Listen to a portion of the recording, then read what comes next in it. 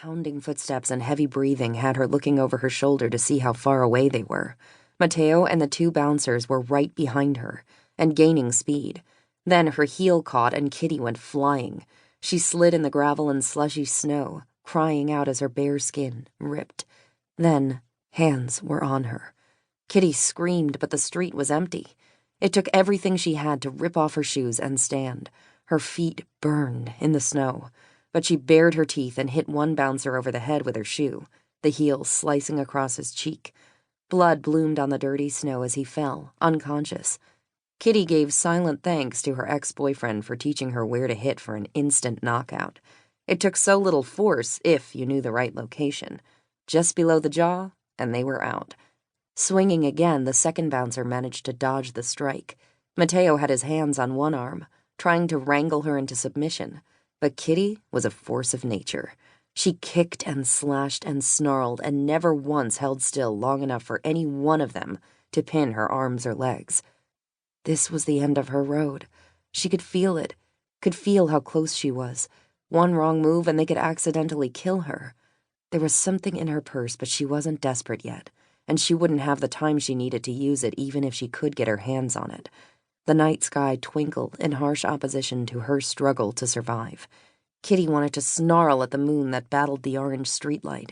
She wanted to scream at it for putting a spotlight on her, and still, no one came to her aid. She was alone in the world, alone by her own doing, and no one was coming to help her. The kindness of strangers was a sick joke, and she knew if she couldn't get out of this alive, it was her own damn fault because she'd insisted she could do this alone. Live the life she wanted on her own 2 feet. But Kitty hadn't anticipated how spiteful the universe could be, how badly it would try to prove her wrong. Swinging as hard as she could, the heel connected, sank through skin, and then Mateo dropped to the ground.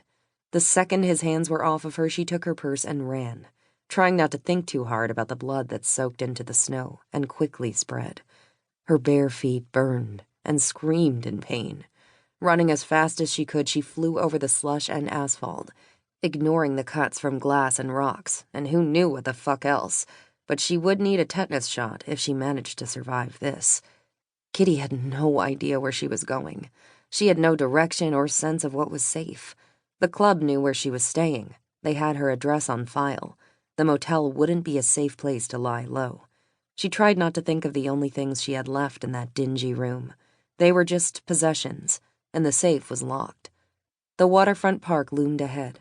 Kitty ran, knowing that no one would be there to help her so late at night, but maybe she could lose them in the trees. She would worry about her feet and the cold later.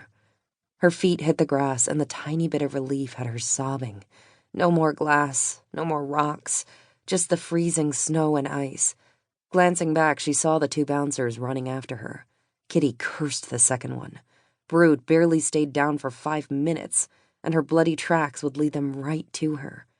Kitty skidded to a stop, her mind racing as she tried to figure out what to do now. Was the money really worth it? It was nearly $1,000.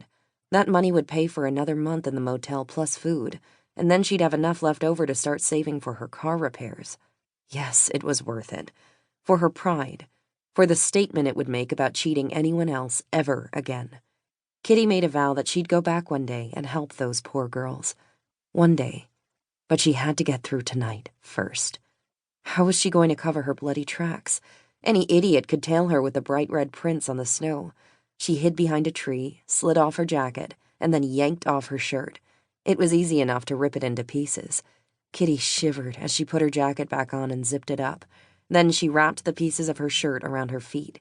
The sound of heavy breathing grew closer, and her hands were shaking as she tied off the second strip. Angling around the tree so she could see, Kitty peered into the moonlit dark. Both bouncers looked around, confused and stupid. Then the smarter one, the one she had actually liked up until tonight, pointed out her tracks. Fuck. She tied off the last strip and took off blindly. Kitty didn't know the park that well or where anything was. Kitty had only been in the city for a few weeks, but there had to be an end and a beginning.